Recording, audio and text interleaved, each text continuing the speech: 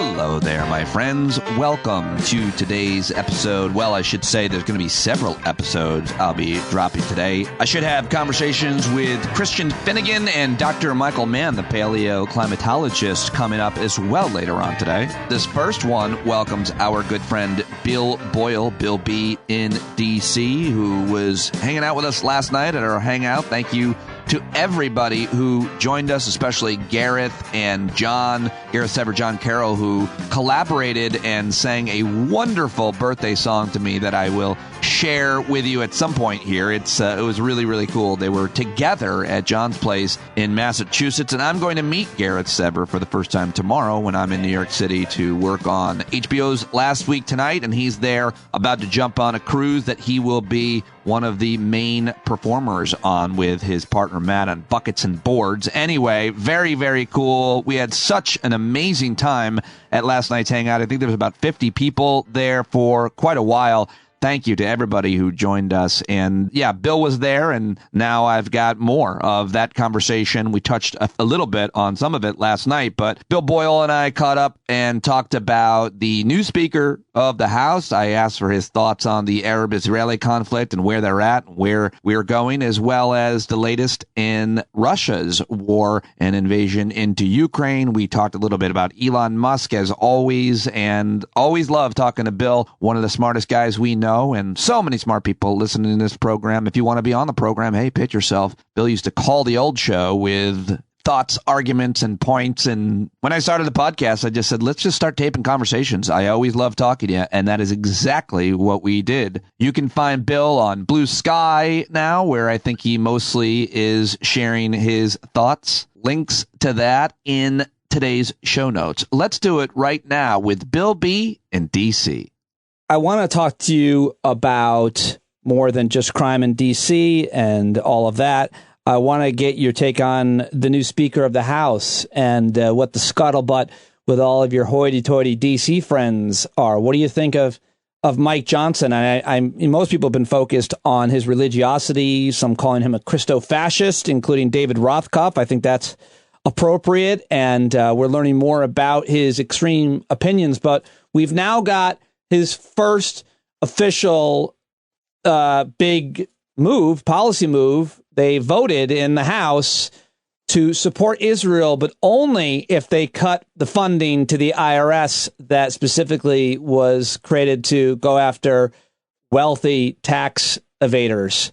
And it's pretty controversial already. But what are your thoughts on the man and that vote on funding Israel? Well, I'm glad you mentioned his name, because as in the other night when we spoke about this, I can't remember his name. It's such a boring white bread name. So it's Mike Johnson, right? Johnny Mikeson. Yep. Okay. And Johnny Mikeson? Mike Johnson. Got it. He is like a palimpsest, like a layered upon layered upon layered sort of epitome of every smarmy Ralph Reed style, Frank Underwood kind of politician ever. You know, he's just this layer of like the suits, the glasses, the haircut, the demeanor, the everything that you can, you need to know, you can find in the Bible kind of talk. And what's interesting to me about him is he seems to have come from nowhere.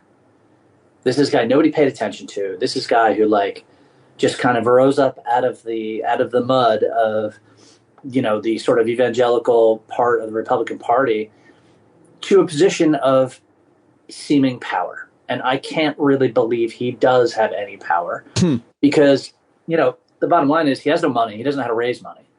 He apparently has no bank account. They say that he's got like $5,000 in somewhere, but he's never actually in any of his filings said, here's my investments or anything else. He is this sort of a cipher for other interests would be the best way to put it.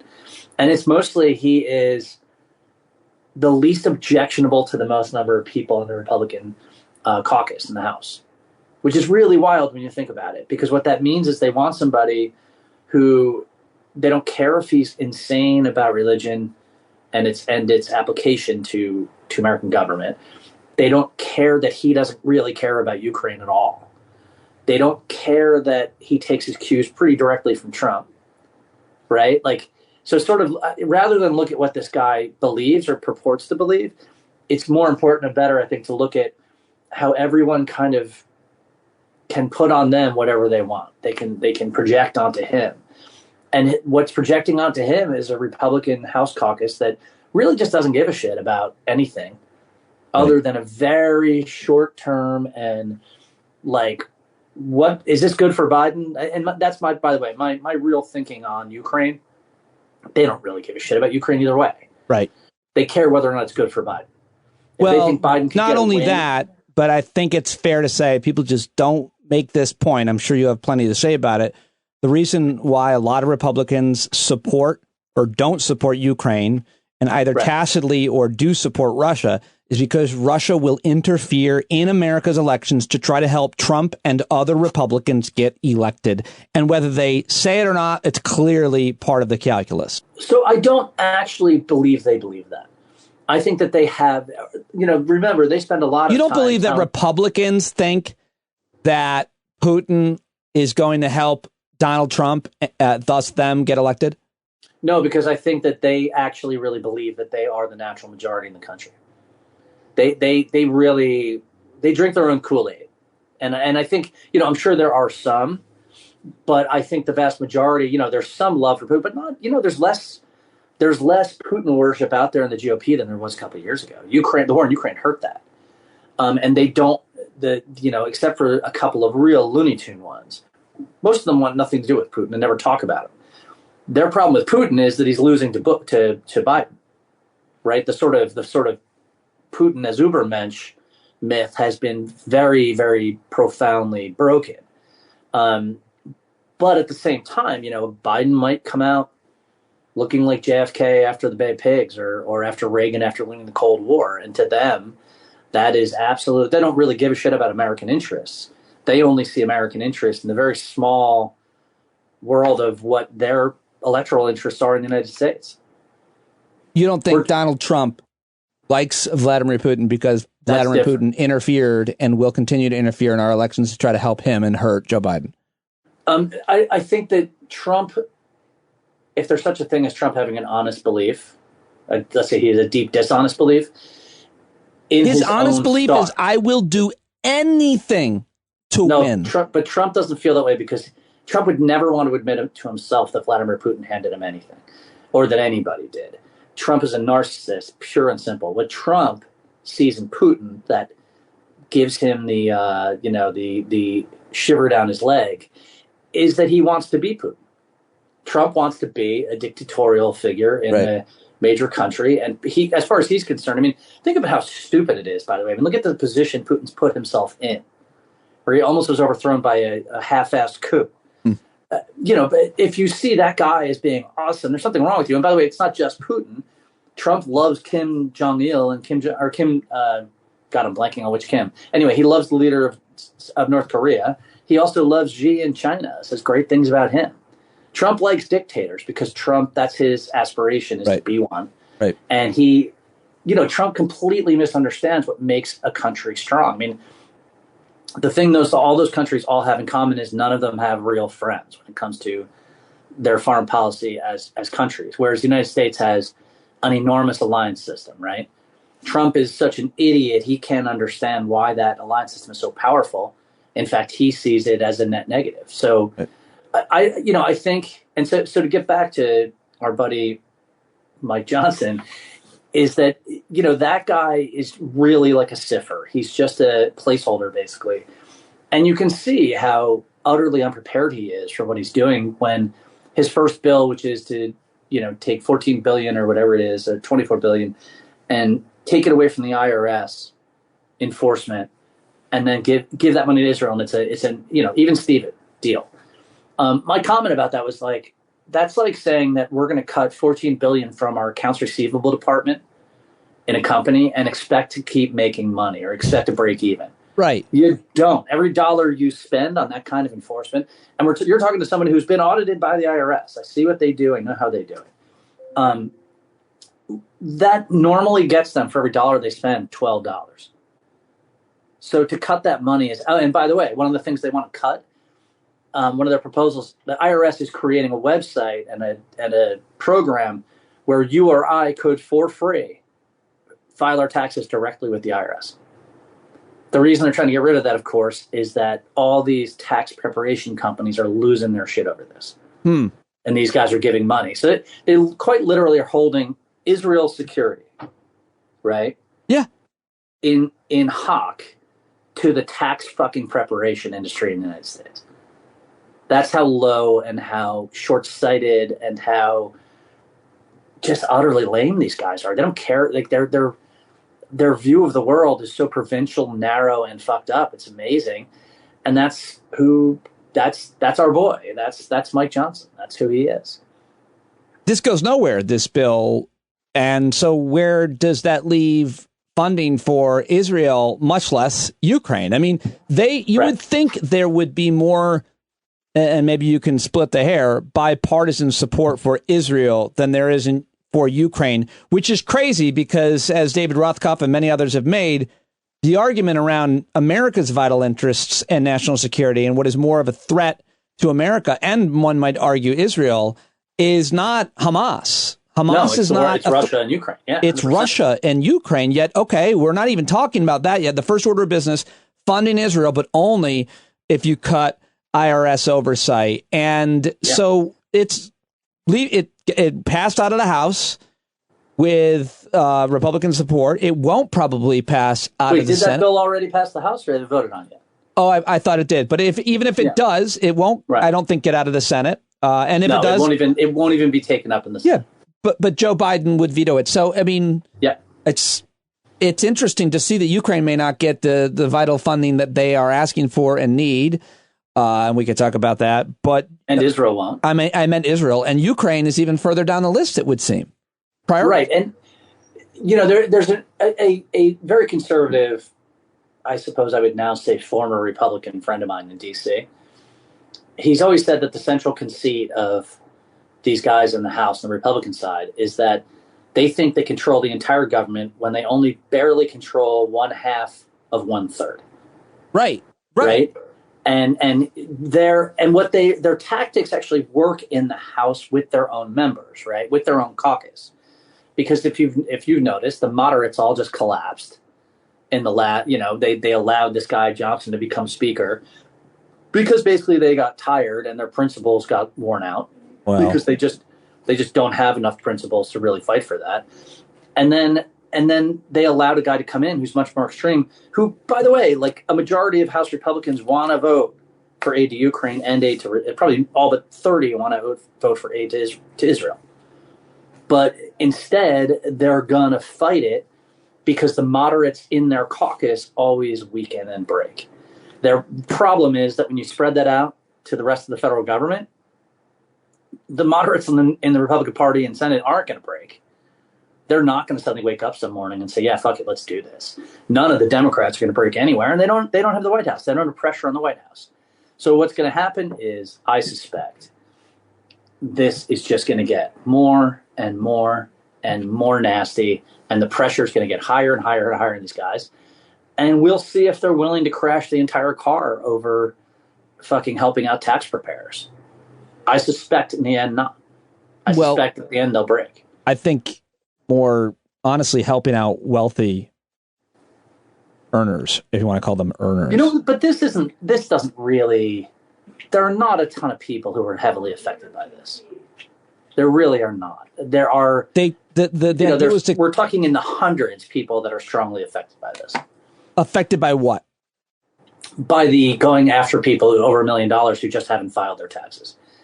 I mean, that's the big part of the thing that they're trying to stop. And, the bottom line is, Pete, that, a lot of rich people pay their taxes, even if they pay the minimum, even if they work the angles to death. But a lot of what they're going after are people who just don't bother to file, who have made more than $1 million a year. And there's hundreds of people in America that just, I made $8 million last year and say, fuck it, I'm not fine. What are you going to do? And that's the biggest part that the IRS is going after. That and the idea that regular people wouldn't have to pay anybody to file their taxes. Right. You're a guy who works as a waiter in a restaurant in Atlanta, Georgia, and you make tips and you make your whatever your wage is, and you have no write-offs and you live in an apartment.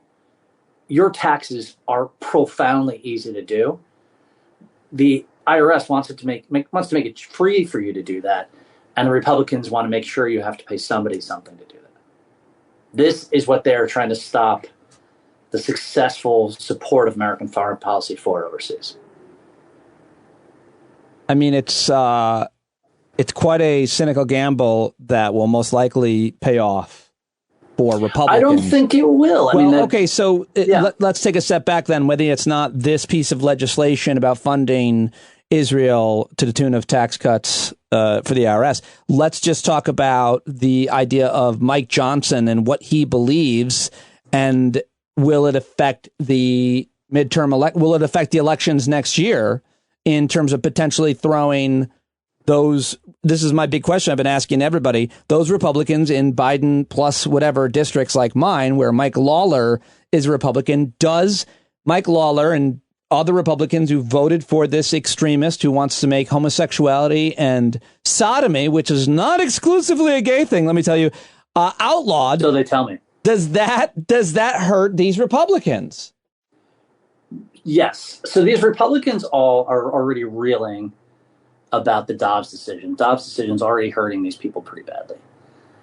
The best thing they could have hoped for after the Dobbs decision was to have 2 years of really well-run Republican government in Congress, things to show for it, obvious benefits to show for how great it is to have Mike Johnson running things, and for moderate conservatives to get things they like out of government, right? What are they going to get? They're going to get 21 days of not having a new speaker who nobody knows about, but what they're hearing sounds kind of crazy, who clearly stumbled out of the gate, who is going to have Ukraine's popular in America. 70% of Americans, 71% want us to support Ukraine. Literally 85% want us to support Israel. Does this bode well for these guys in a place like where you're from, which is full of people who understand these things a lot better than most parts of the country do? Hell no. There's 15 or 20 Republicans that are in tough districts. They're going to get, and those districts are suburban districts. Suburban America is actually paying attention, sees this stuff. They're already pissed off about Dobbs. It's going to kill them. It's going to kill them. It's bad news. Do all these people lose? Probably not all of them. But if you want to set up a situation where most of them do, most of these, they're really conservative Republicans in moderate districts.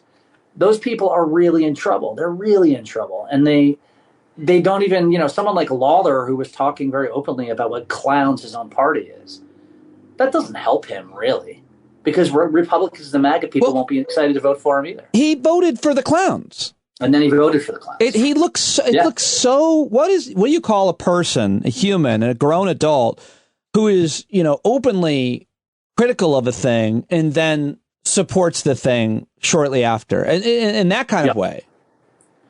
You call that a hypocrite.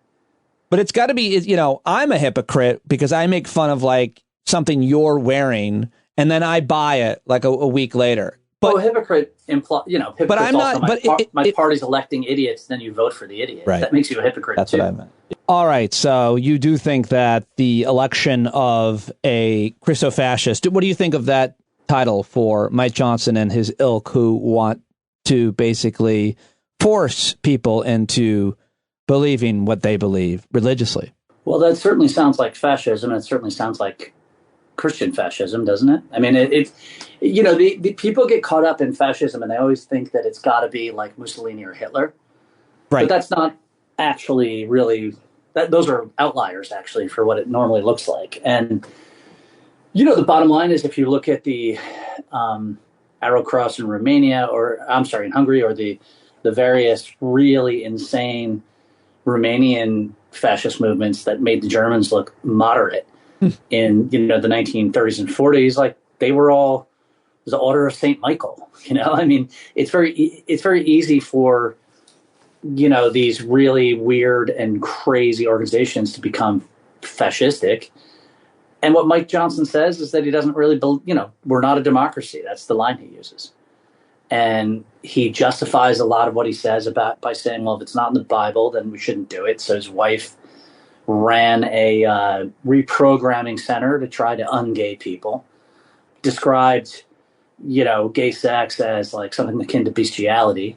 These are extreme opinions even in mainstream GOP now. So, is he a fascist in that he wants a dictatorship? Well, he certainly tried to support Trump's claims of having won the election last time around. So he was the legal mind behind some of the insurrectionist thinking that happened in, 2021. So, bottom line is that, ChristoFascist, sure, I'll take it. I think that's not wrong.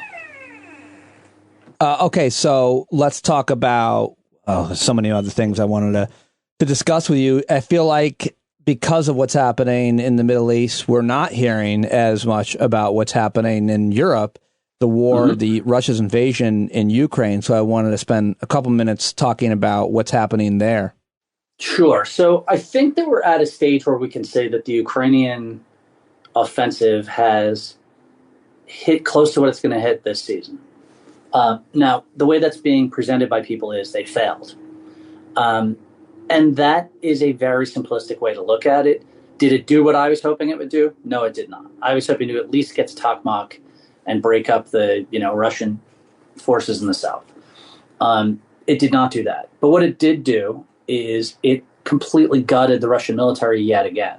And the Russians, I don't know, most people don't know this, that they just launched their biggest offensive yet around a town called Avdiivka and lost just scores and scores of armored vehicles and thousands of men and gained 700 meters. They tried to do another Bakhmut, and the Ukrainians just absolutely beat the shit out of them. So we have come to a situation where, yes, Ukraine's offensive did not go where we wanted to, but it looks like Russia's ability to go on the offensive has just evaporated.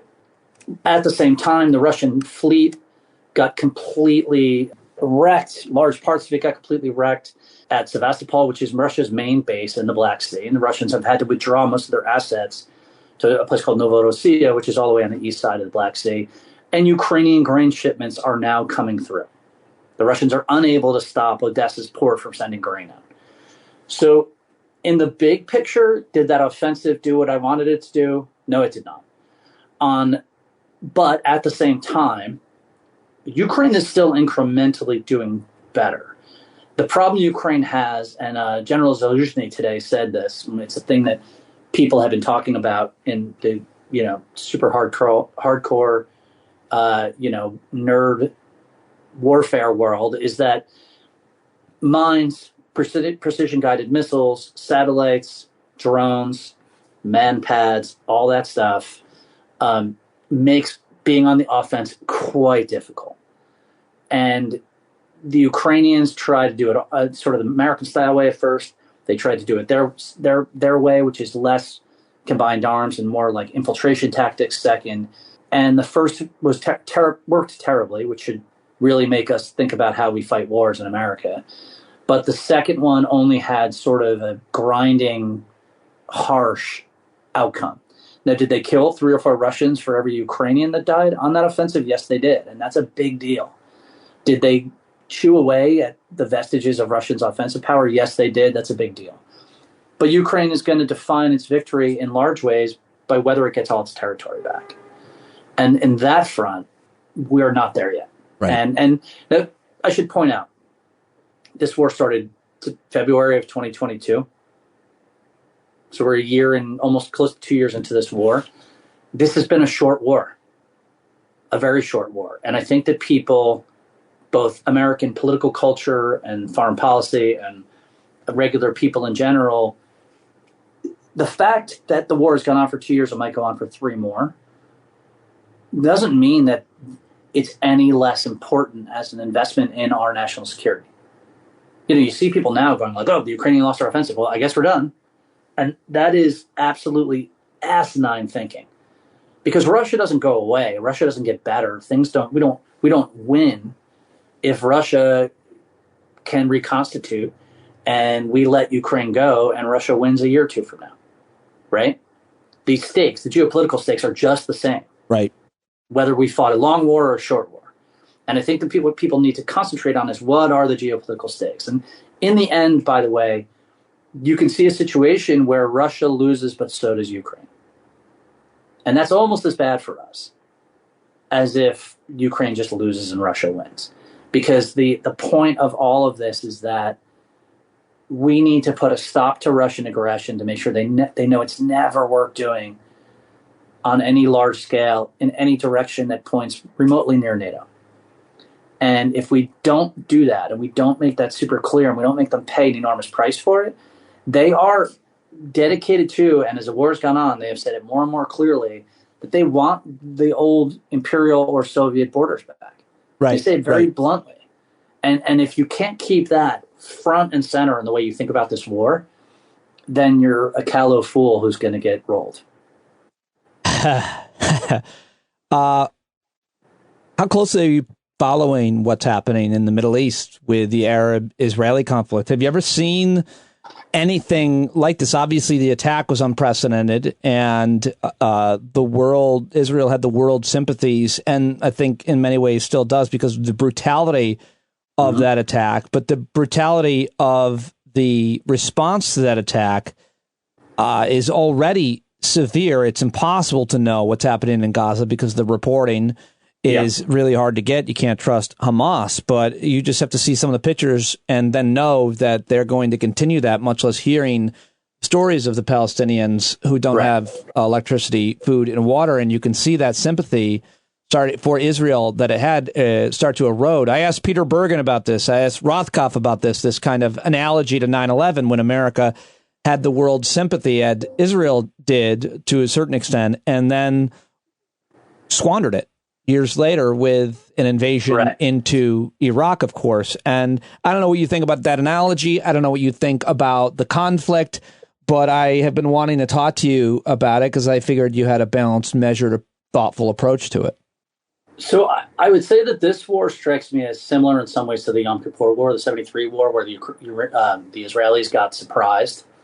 And it was like kind of a knife fight for a while before they won that war. Yeah. I think the difference is now, and I would bet you money that no one has said this to you, it matters quite a bit that Bibi and his clique have been in charge of Israel for a long time. Because they are such assholes, and they are such either clearly or borderline racists, and such purveyors of an apartheid sort of mentality, that they burned up a ton of political capital and sympathy Israel would have had already. This is not to say, by the way, that I don't. In fact, my sympathies are vehemently anti-Hamas. I'm conflicted at worst about Israel. Most of my sympathies, honestly, are with the people in the kibbutzim and the Palestinian bystanders who are getting absolutely crushed by all this stuff. Right. That's those in the West Bank who are being attacked and removed by the settlers there. I come from Irish people who had to flee Ireland, right, because of repression, and who spent 3 generations sobbing about it in their beer. You know, I mean, these are horrible things. The Nakba was a horrible thing. The problem that we have is that because Bibi embraced the horrible and tried to make that into a political machine for him. Yeah. That Israel itself just doesn't look as sympathetic as it used to. And empirically go talk to Israelis or American Jews and they are not nearly as sympathetic towards Israel as they were 20 years ago. Most Israelis are for holding off. Most Israelis in Israel are for holding off on ground. One of the things I just don't understand is if your only concern is your national security, then the idea that you're going to go slaughter a lot of innocent people, if you're thinking about the long game, would be sometimes I see, children who have been killed by Russians or Israelis or Americans. And I wonder if those children are going to grow up to want to avenge their parents, to become radicalized. And that wouldn't be a weird thing. And we know that there's data and proof for that in terms of what attracts and makes militants, terrorists, extremists, whatever you want to call them, in conflicts throughout human history. So if you care about the national security of Israel, if you're pro-Israel, you don't want them to flatten Gaza. Just like if you were pro-America, you did not want us to invade Iraq and torture people. It definitely. I mean, that's why Hamas exists, right? I mean, that's why there's radicalism now from the things that were done 20 years ago. And by the way, like the Palestinians and the Arabs also have some say in this as well. They took a very harsh attitude towards Jews and Israelis in the 40s and 50s and onwards. And, it's somebody was pointing out that there were 50,000 Jews in Yemen in 1948 who were basically pogromed and chased out of the country, and they fled to Israel. Right? I mean, so in other words, both sides here, and I hate that phrase normally, but both sides here have a lot of responsibility. Nobody is a saint. The issue should be, and hopefully will be, what can we do to mitigate the damage, mitigate the ongoing slaughter and mayhem, and work out something, even not to solve it, but just to solve some of it. Unfortunately, though, I have to tell you, I've been watching Hamas videos. Hamas's head leaders are saying, you didn't like that slaughter? Well, guess what? We're going to do it again. Oh, yeah. Again. They said they're going to do it on October 7th over and over. That's right. And so you're dealing with a radical group that is millenarian. And if Hamas had a nuke, they would use it. That's probably and I am normally deeply skeptical of anyone ever using a nuke. Hamas would. And so Israel has to deal with that. They have to deal with that. They're insane if they deal with it by blowing up everybody in Gaza. That's just creating recruits for Hamas. But again, it's not going to be easy for them. It's going to be incredibly hard for them. And there's going to be thousands of civilians killed because Hamas also goes out of their way to make sure they're in the line of fire. It's interesting to pay attention only to Israeli domestic arguments, political arguments.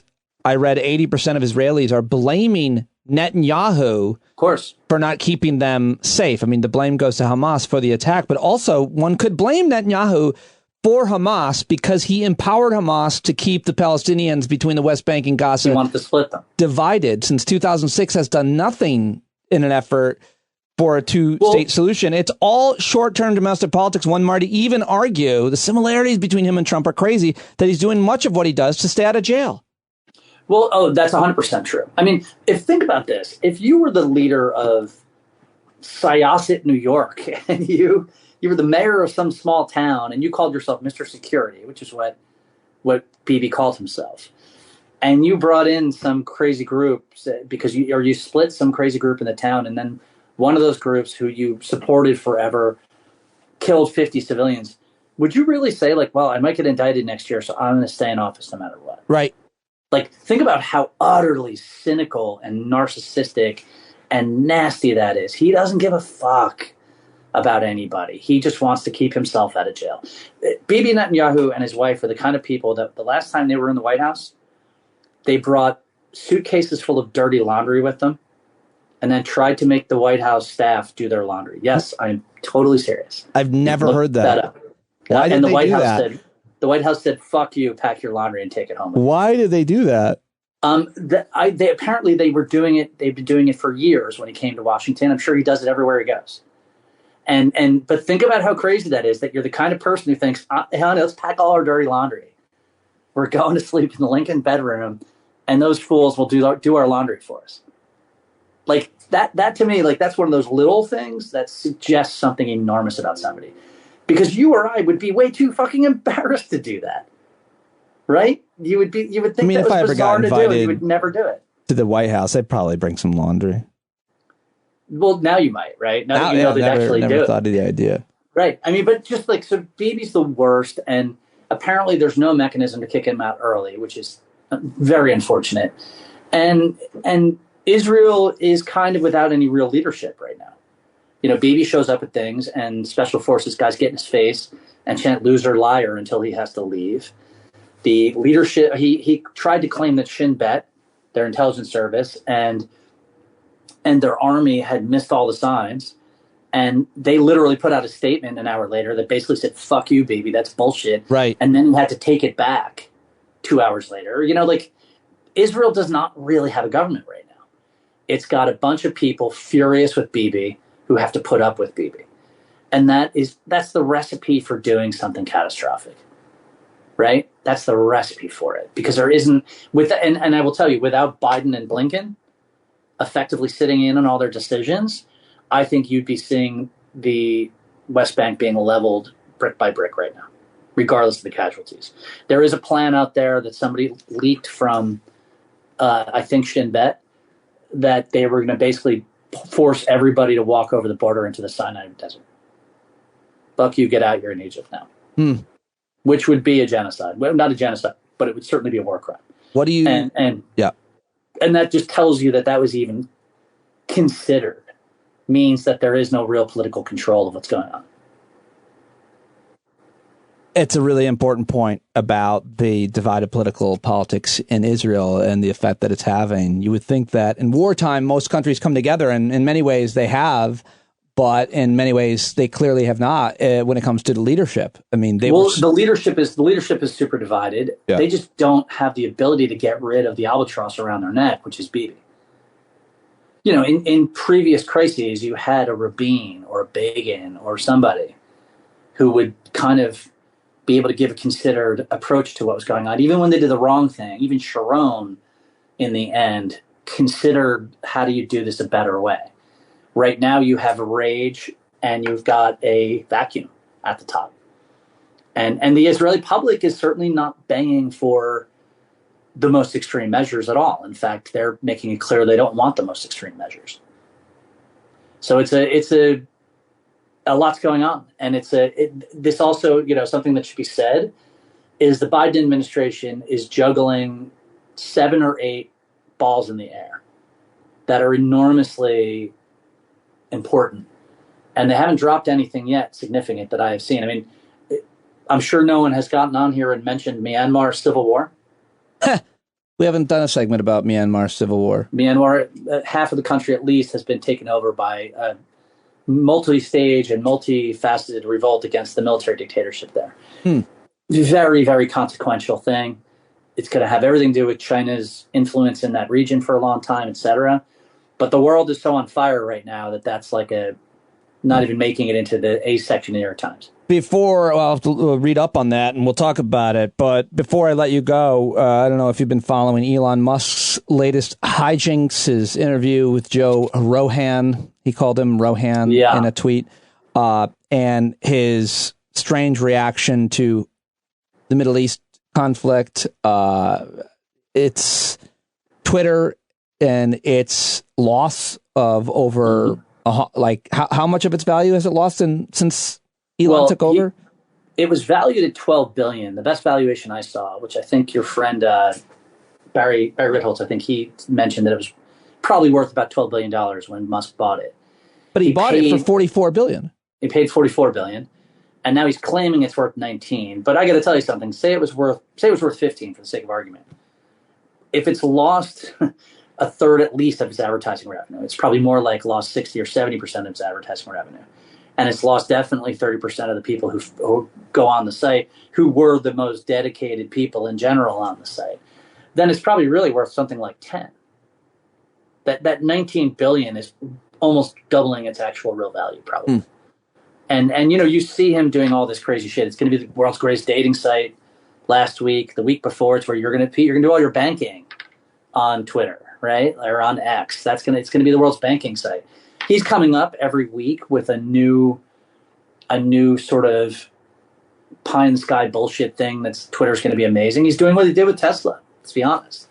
And he's overpromising, and he's hoping that enough of his acolytes stick around that he can somehow get whole, or at least not go under. And you know, his politics on the site have become ever more and more and more toxic.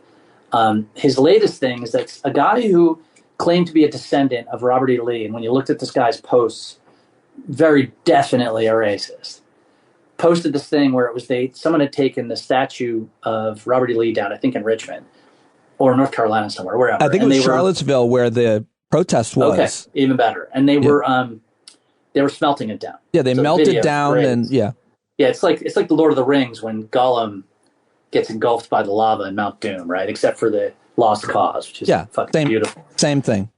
And the guy says basically something to the effect of, "They're trying to make my people extinct." To which Musk replies something to the effect of, "You're absolutely right." This is like my people being the Confederate army. The Confederates, the whites. Like, this is basically, like white replacement culture, lost cause ideology, and Camp of the Saints style fear of foreigners all wrapped up into one ball. And he endorses this shit like really strongly. Like, you could take the apartheid, or you could take the boy out of apartheid. Apparently, you can't take apartheid out of the boy. and it's he is really getting into a race-based populist conservatism. And he also posted this thing, a map of Iran with like 1 million different American flags around it representing American bases. And like, it's a map that comes out of like some fucking Russian propaganda outlet. Most of those bases don't exist. And he's endorsing this idea. It was like, he made it, by the way, with as a comedian, you'll really appreciate this. He called it ironic, or something like, isn't it ironic? Like wordplay, puns. They're always the sign of a true comedic genius. And he's basically passing on Russian propaganda about the U.S. and the Middle East in support of Iran, of all places. Like, this is just a delusionally weird and sort of fairly boringly reactionary conservative guy who happens to be the richest man in America, who owns the best way to disseminate propaganda, Twitter, that there is, who lives and dies, by the way, by government contracts that he gets for SpaceX and Tesla. Right. So well said. It's like sort of Ross Perot if Ross Perot was a better There's no analogy. There is really not much of an analogy. I suppose there is in other countries in some ways, but more than a cartoon villain, like a Lex Luthor type. I mean, the fact that he has so much money and he's, it would be like buying a newspaper and printing only your opinions, but 10 times worse than that, because social media, like a newspaper article, even headline, doesn't go viral the way that your tweet might. And these lies and propaganda and racism and bullshit go around the world 10 times before the truth that might be reported in a newspaper gets its shoes on. I mean, it's really not like anything else for an evil person to own the primary source of communication on all of social media of like breaking news. Yeah. And of the world of politics and breaking news. Yes. Yeah. I mean, people used to say like, Elon Musk is going to be the next Henry Ford. And it turned out that he is only but Henry Ford was a profound anti-Semite who promulgated the protocols of the Elders of Zion, or publicized them, popularized them, if that's the right word for it. But he only owned some bullshit anti-Semitic newspaper in Dearborn, Michigan, that maybe 20,000 people a day saw. Yeah. Whereas Musk can send it out to 2 billion. And give Henry Ford his due. He wasn't building cars in China and then going out of his way to make sure that no one ever said anything bad about China. I won't give him that credit, and I won't give him the credit for paying his workers a living wage so they could afford his car, simply because it's as if Henry Ford didn't live in the world in 2023. He would have definitely built his cars anywhere for the cheapest price. He wasn't a better man. He didn't have the ability to do that back then. You're right, because Henry Ford did go to Germany and get medals pinned on him by Hitler. Right, so, but I mean, we didn't have a globalized manufacturing and trading system the way that we do now. It's not as if he was a patriot. He was a capitalist. He would have had his... He became a patriot. World War II started, and he realized the government was going to nationalize all his factories. Then he became a patriot. Right. Well, but he's still not a patriot. He's a capitalist. He's a capitalist. Yeah. If the Nazis were going to buy those tanks, he would have probably had a bidding war. Maybe. Yeah. I mean, it's definitely it is a very strange thing, which you were not able to see then with Henry Ford, that because of Twitter and because of Musk's habits, you can actually really watch the sort of crystallization of what essentially amounts to like a techno-fascist sort of approach. And, and there's a is it Mark Andreessen wrote like this tech manifesto a couple weeks ago, and a guy named John Gans and a bunch of people, Matt Iglesias, and who's your friend who was with Matt Iglesias at Ezra Klein. Ezra Klein, thank you. All these guys wrote really great critiques on it. And it gets it like we're at a moment where this sort of techno-futurism, fascism is sort of taking off. And guys that you would be surprised a little bit about, Andreessen, the guy from Oracle, they're all buying into this idea. And what it really gets at, what I think is the smartest analysis of it, the reason people like Musk, Andreessen, et cetera, are becoming these kind of crazy reactionaries is that the golden days of Silicon Valley are over. And they're having to deal with realities far more. It's harder to borrow money. It's harder to... They did all the easy stuff, right? Like having an electric car was the easy part. Having a self-driving electric car is really hard. Having, going into AEI modeling that's actually useful, well, you can do AEI. That's easy. To make money doing it and go to the next level, that's really hard. Right. And so these guys are running against the limit of the model that made them famous, rich, and powerful. And they're having a really hard time adjusting to that. And they're also having a really hard time adjusting to the idea that now they get real scrutiny, right? They get real scrutiny where people have figured them out and have started picking away at the strangeness of their worldview. And governments now are figuring out, like, hey, maybe it's not a great idea that AI can just use all of Sheryl Crow's or Sarah Silverman's or Pete Dominic's online stuff and then create things out of that, not pay, right? Like so we're at sort of one of those moments where the paradigm of Silicon Valley and the boom, the .com boom is coming to its end, and it's creating a lot of really intense feelings amongst these people. Not good ones, by the way. No. Very dangerous and fascistic ones. Very bad. All right. Good stuff, as always, my friend. Loved it. Love talking to you. Everybody loves when we talk. I appreciate you. Sure. I'll let you go. This is not going to go on air in the next hour and a half. No. Awesome. I'll be at the Diplomat tonight, eating frites and drinking some good German beer. So if anybody wants to go and meet me, I'll have been gone for about a day by the time you hear this. Awesome. Cheers. Have fun, buddy. Yeah. All right. All right, there he goes, Bill B. Bill B in D.C. If you want to contact him, you can contact me, standupwithpete@gmail.com. I can put you in touch with Bill if you're ever in D.C. and you're looking for a place to eat, drink, hang out, or park. Yeah, because he owns parking garages. William Boyle, look him up. I swear he's not a federal agent, but, well, what do I know?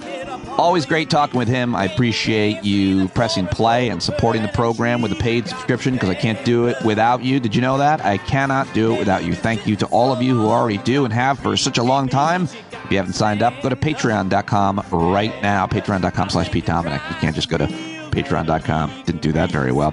All right, on to the next. Thank you very, very much to Bill Boyle. Thank you to the Bumblebees who listened to the very end. I hope you are having a great day and are looking forward to hearing my conversations with both Christian Finnegan and Dr. Michael Mann that will be coming up later on. For now, it's the man who takes us in and out each and every day, writes the music for this song. It's the great Grammy Award-winning Jon Carroll.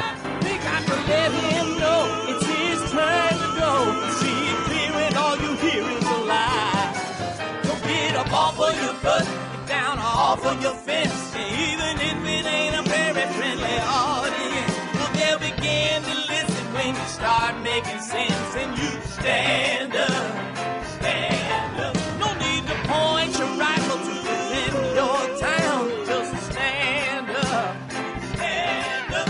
You know they can't deny you what you're laying down, boy, you better stand up, stand up. Show your face of every color, yellow, black, red, and brown. She's the place where every lost child will finally be found. There's only one thing to do before we stand our ground, and that's stand up, stand up. Well, the founding fathers saw a land for all. They had to stand up, they had to stand up. They had a keen imagination for a crystal ball, drawing all the plans of stand up. But all they had to go on was the time they were in, with other causes for laws, and since they weren't even sin, they knew that change was gonna come before the change could begin. They had to stand up. All right, they had to stand up. We got to stand up. We got to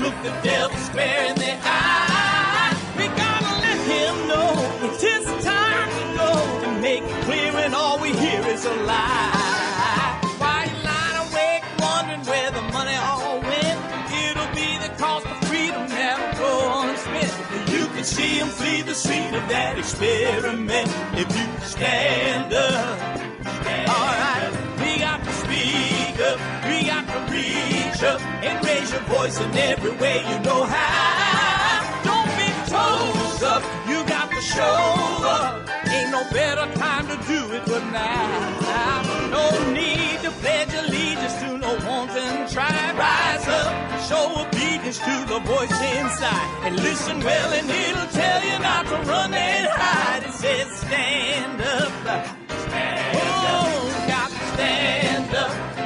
Oh, come on, just stand up. Everybody got to stand up in the dark.